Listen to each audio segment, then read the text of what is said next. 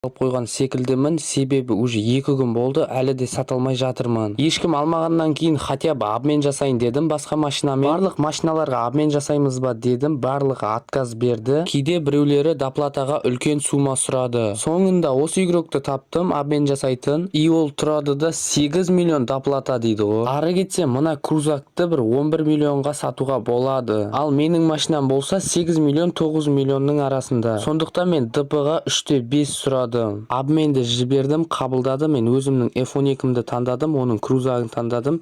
И мен доплатаға 4 миллион қойдым. Ол болса тұрды да отменді басты. И артынан 5 миллион ДП деді. Міне қайтадан обменді жібердім, қабылдады. Осы кезде мен F12-ні басамын деп джипті басып жібердім. И доплатаға 5 миллион деп жаздым. Сосын обменді жібердім. И 1 минуттай ойланып тұрып ақыры дегенде басты. Міне банағы крузакты шығардым.